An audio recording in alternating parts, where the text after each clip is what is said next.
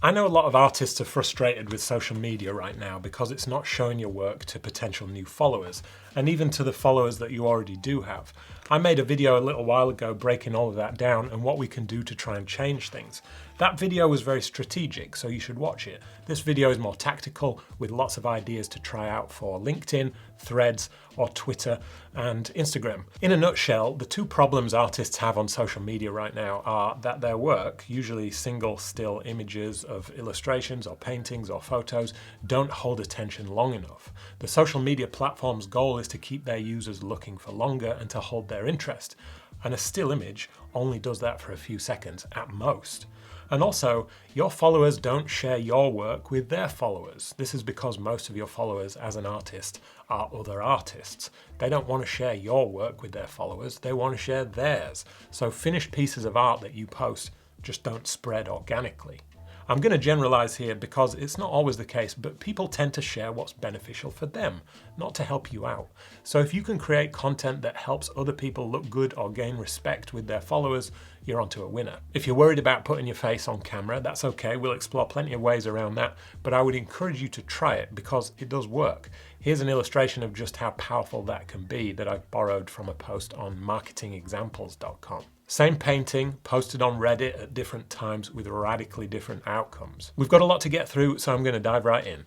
As a broadly blanket statement here, I'll say that the things you post should be mostly related to your work, your industry, or related topics, freelancing, creativity, etc. Posting cat videos and holiday photos isn't going to help you get closer to your goal, but on rare occasions, it can be a nice peek into an artist's lifestyle.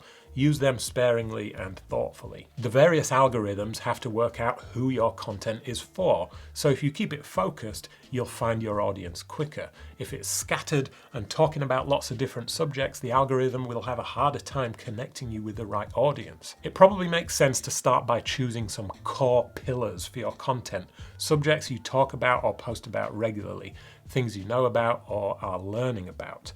My content pillars are developing an illustration portfolio, finding clients, illustration industry insights, motivational content, and probably mindset and productivity too. You'll see me talking about these things regularly. You could post about the things that inspire you. That's pretty broad. You could also post about different art techniques that you use, the software that you use, the projects that you've worked on, your dream projects. You can share tips, you can review things, books you've read, courses you've taken, or videos you've watched.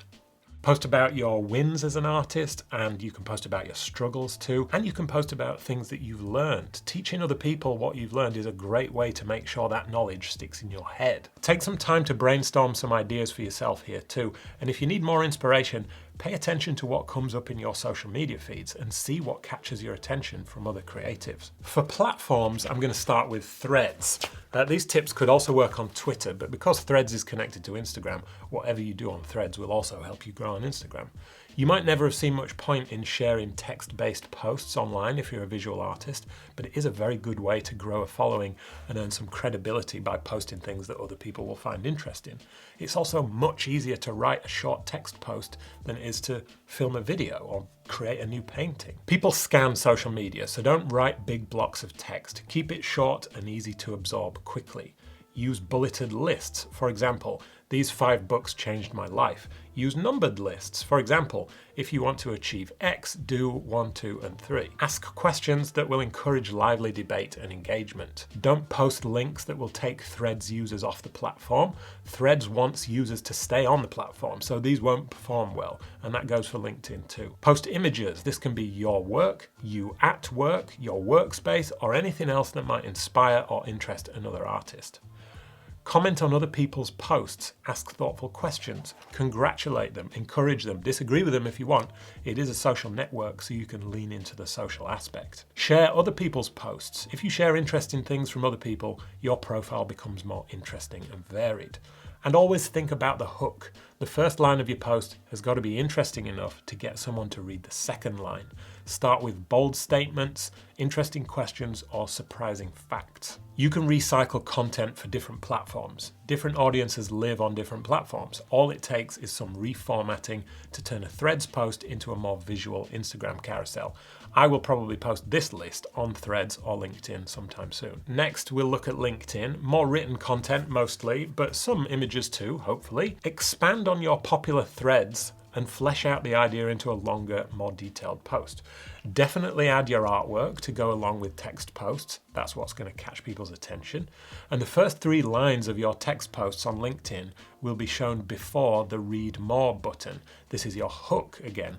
Make sure what you write and how you format it is enticing enough for someone to click read more. Share your thoughts on industry issues. Copyright, AI, or burnout. Be a useful resource to other people. You can also talk about causes you care about, maybe even add a personal illustration project on that theme.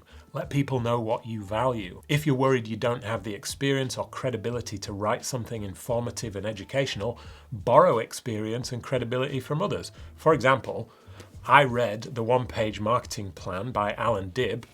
Here are 5 things I learned. Use bulleted and numbered lists liberally and use short paragraphs and plenty of spaces to make it easier to scan. Just because it's a longer post doesn't mean it has to be harder to read. Share tips, reviews, wins, and struggles, and talk about how you work. Create content that's likely to be shared. Handy guides, cheat sheets, lists of resources, and repost other people's posts and add your thoughts to them. For example, this artist just shared their article on AI. Here's how it inspired me, or here's what I think they missed. It's okay to disagree with people online. It's good to see people disagreeing, respectfully, of course, because it offers alternative points of view. Sometimes the people on both sides of the argument will learn something and land on a solution that's closer to the truth by having a healthy debate. Sometimes, though, people get defensive. I reacted poorly to some comments online recently and I had to go apologize the day after. Sometimes it's better to step away from a debate if you feel yourself getting defensive. Instagram next. Lots to say about Instagram. I'm learning a lot about it at the moment. I know we've been searching for a good alternative for a while, but I think it's still the best place for artists. I also think we can change it for the better and start to see more engagement on there with some of these ideas. Do post your finished work on there. Of course, we want to see that on your Instagram profile, but don't expect it to get shared much. Think about ways you can tease your work on there instead of just sharing the finished image. Show your face, like the Reddit example I showed you earlier. People connect with people. It's nice to see the artist behind the art. On a similar note, introduce yourself to your followers. Let people see you as a real person. Show alternative ideas for a finished image. Show your sketches. That could be a photo of your sketchbook or just the image. Show your process from sketch to color to final. Post a photo of yourself holding up one of your finished projects, or post a photo of something that inspires you that may also inspire others.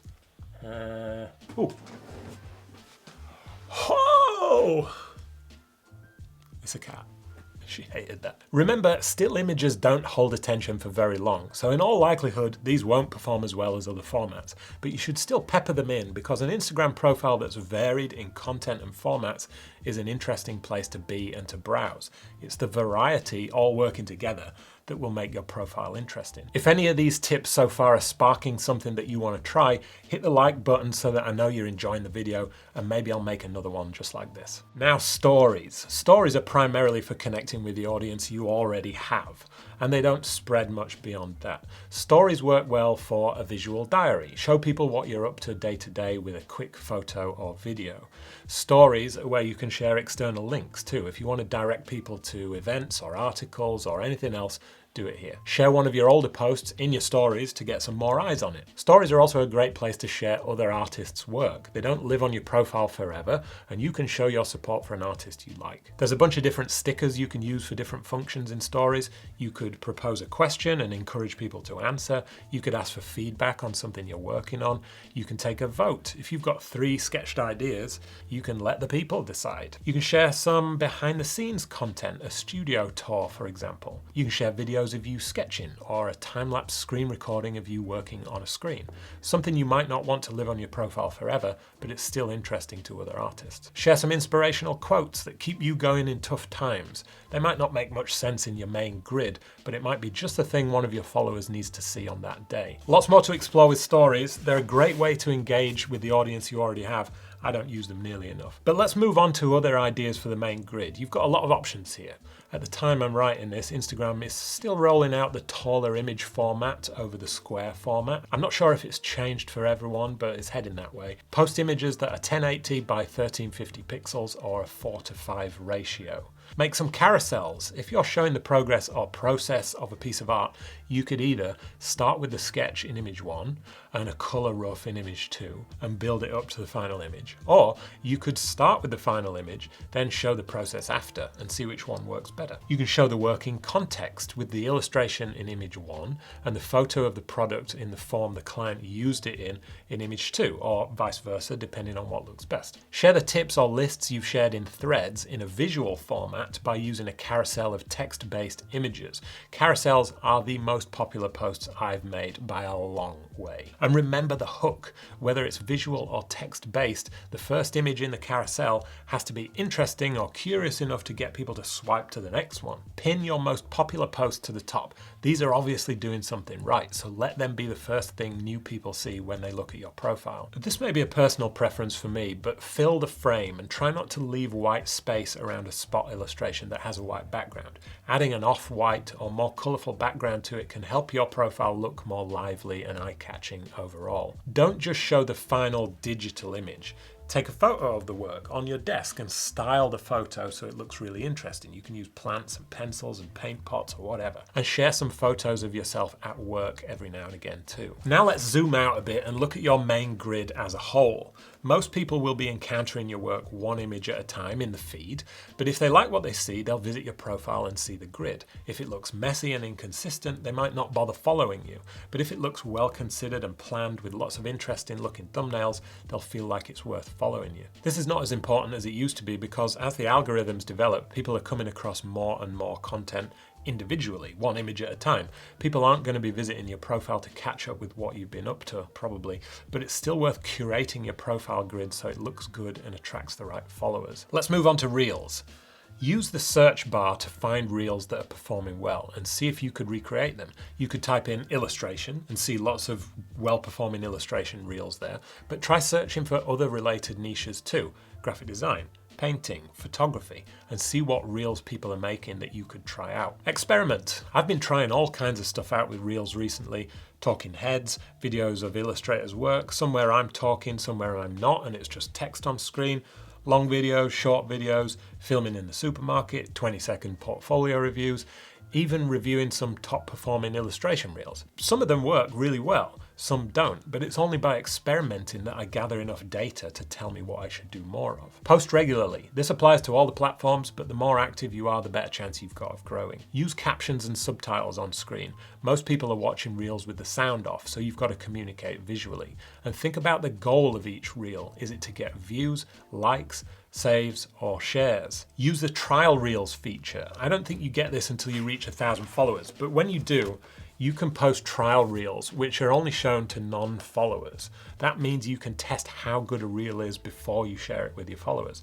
I would encourage you to explore this feature more in depth on YouTube because there's a lot of possibilities with it. But let's say, for example, you have a reel and you make 3 different thumbnail images for it. You can post all 3 at the same time using trial reels, so your followers won't see them.